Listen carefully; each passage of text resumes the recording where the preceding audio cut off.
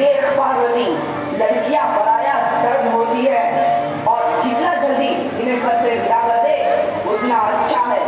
कल से आनंद की पढ़ाई लिखाई बंद।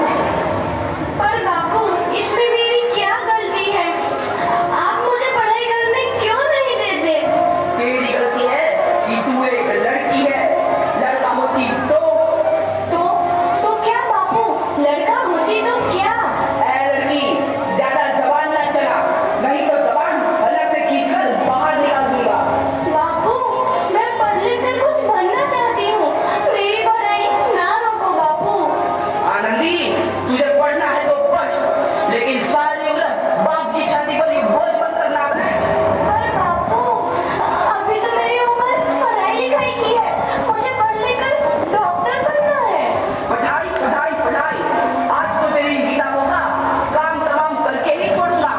ये ले। नहीं बापू, मत छोड़ो बापू। छोड़ी। नहीं बापू, नहीं। बापू, ये तुमने क्या किया? तुमने मेरी इन किताबों को भी नहीं फाड़ा बापू। मेरी किस्मत फाड़ दी, मेरी किस्मत। ये कापी किताबें ना सिर्फ छोरों के हाथ में अच्छी लगती है, लड़कियों के हाथ में तो सिर्फ मेहंदी अच्छी लगती है, मेहंदी। पर बापू, मैं लड़की हूँ तो क्या हुआ? लड़का और लड़की तो हमारे दोनों आंखों के समान होते हैं। चुप कर आनंदी, और यह एहसान मान कि अब तक जिंदा है तू। कहीं बचपन में गला दबाकर मार दिया होता तो यह तेरी बकबक नहीं सुननी पड़ती आज। पर बापू, मुझे दुल्हन गाना अच्छा ना लगे है। देख छोरी, जितना जल्दी हो तू चूल्हा जलाना सीख ले, उतना ही अच्छा है तेरे लिए। और हाँ, तेरा ब्याह तो होगा, वो भी कल के कल। अपना जीवन है तुम्हारी यही कहानी। आंचल में है दूध और आंखों में है पानी। मुझे माफ कर दे बेटी, तेरे बापू के जिद के आगे मेरी एक न चलेगी। माफ कर दे बेटी, मुझे माफ कर दे। इस प्रकार मात्र 9 वर्ष की छोटी उम्र में आनंदी का विवाह गोपाल राव जोशी से हो गया। बाल विवाह एक सामाजिक कुरीति है और इस कुप्रथा का शिकार होना पड़ा आनंदी को। 5 वर्ष बाद आनंदी 14 साल की हो गई है। उसके घर एक शिशु ने जन्म लिया है। देखते हैं आगे क्या हो। देखिए ना, इसे क्या हो गया है? इसका माथा तो अंगार की तरह तप रहा है। इसे तो बहुत तेज बुखार है। आप बिना कुछ भी बोलते हैं, दीजिए मुझे। माधव, माधव, जल्दी से वैद्य जी को बुला के लाओ। जी, अभी बुला के लाता हूँ। ये तुम क्या कर रही हो आनंदी? भगवान की विभूति लगा रही हूँ। बस करो आनंदी, ये सब अंधविश्वास है। अरे आप यकीन तो कीजिए, भगवान की कृपा से इसका माथा ठंडा हो रहा है और बुखार भी उतर गया है ना बाबू? देखिए, दीजिए मुझे। उठो बाबू, आंखें खोलो, तुम्हें तुम्हारी माँ बुला रही है। आंखें खोलो, देखिए ना इसे क्या हो गया है। आंखें भी नहीं खोल रहा। आंखें खोलो बेटा। आप चुप क्यों है? आंखें खोलो बेटा, आंखें खोलो। आनंदी, हमारा बेटा कभी आंखें नहीं खोलेगा। नहीं, ऐसा नहीं हो सकता। मेरे बेटे को मुझसे कोई नहीं छीन सकता, कोई नहीं छीन सकता। पागल मत बनो आनंदी। माधव, माधव। आनंदी, बंद करो ये पागलपन। भगवान ने मेरा बच्चा छीन लिया। भगवान ने नहीं, तुम्हारी अशिक्षा और अंधविश्वास ने तुम्हारा बच्चा छीना है। अगर तुम पढ़ी लिखी होती तो आज हमारा शिशु जीवित होता। तुम अनपढ़ थी आनंदी, अनपढ़। नहीं, अब मैं अनपढ़ नहीं रहूंगी। नहीं रहूंगी मैं अनपढ़। मैं पढ़ूंगी ताकि कल किसी और आनंदी को इलाज के अभाव में अपना बच्चा ना खोना पड़े।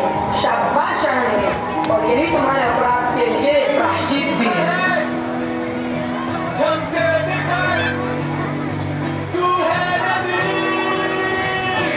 आनंदी, तुम्हारी 12वीं का परिणाम आ गया है। तुमने पूरे कॉलेज में प्रथम स्थान अर्जित किया है।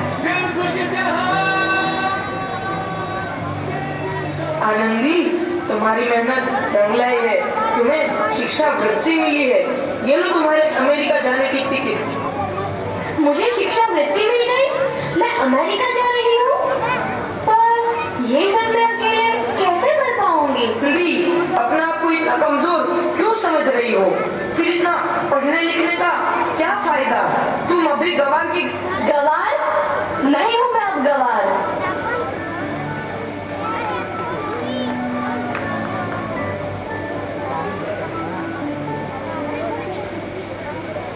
तो इस प्रकार 7 अप्रैल 1883 को आनंदी अमेरिका के पेंसिल्वेनिया के लिए रवाना हुई और 3 साल बाद उन्होंने डॉक्टर ऑफ मेडिसिन की उपाधि प्राप्त कर ली। इधर आनंदी के पिता की तबीयत बहुत खराब है। आगे क्या होता है देखते हैं। लगता है अब मेरे जाने का समय आ चुका है। तो मैं नहीं बचूंगा। ऐसा मत बोलो। शहर के सिटी हॉस्पिटल में अमेरिका से डिग्री लेकर कोई बड़ा डॉक्टर आया है। एक बार वहाँ चलकर दिखा लेते हैं। हाँ, सही बोला भैया। कम से कम दिल को तसल्ली तो मिल जाएगी। हाँ हाँ, चलो चलो जल्दी हॉस्पिटल चलते हैं।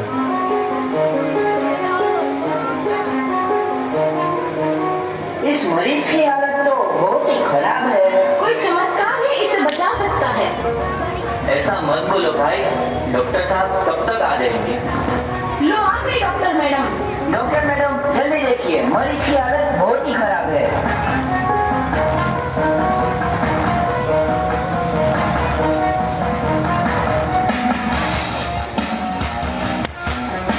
अब आप बिल्कुल ठीक हैं। मौत के मुंह से आपको बचाया है डॉक्टर मैडम ने। डॉक्टर साहब ने मुझे बचा लिया। मुझे मिलना है डॉक्टर साहब से।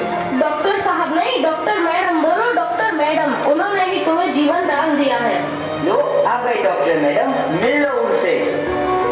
डॉक्टर मैडम, आपका बहुत बहुत धन्यवाद। आपने मेरी जान बचाई। इसके बदले में मैं गरीब भला आपको क्या दे सकता हूँ? वचन, वचन चाहिए मुझे कि कभी ये नहीं कहोगे कि लड़कियां कुछ नहीं कर सकती। वचन? ये कैसा वचन? अरे श्यामलाल, तुमने पहचाना नहीं? तुम्हारी बेटी आनंदी। आनंदी? मेरी बेटी आनंदी डॉक्टर?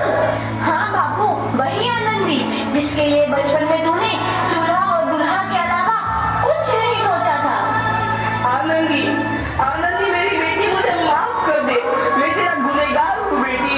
नहीं नहीं बापू, वही आनंदी जिसके हाथ पीले करके तुम उसकी सारी जिंदगी काला कर देना चाहते थे। माफ कर दे मुझे मेरी बच्ची, माफ कर दे। मैं तेरा अपराधी हूँ मेरी बच्ची, माफ कर दे।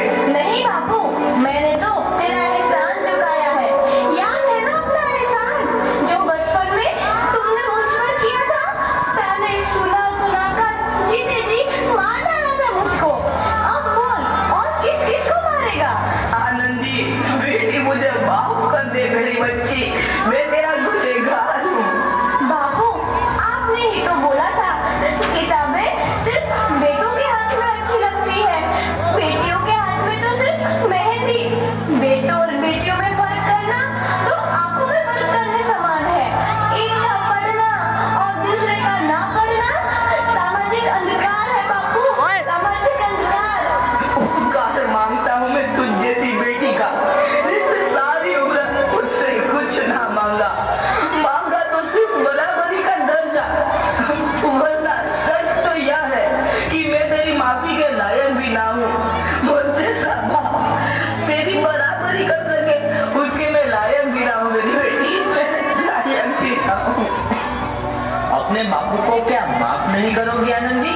माफ कर दो आनंदी, माफ कर दो।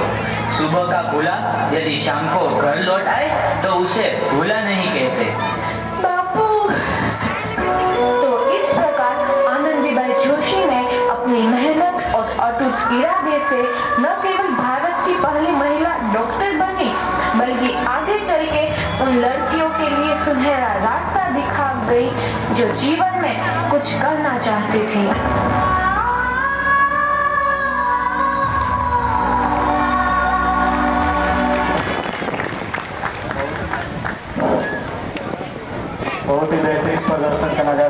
सामने प्रस्तुत किया गया।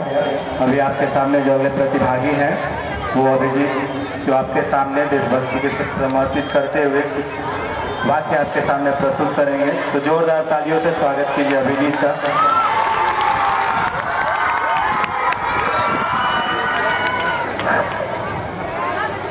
Good morning, Honorable Director Sir, respected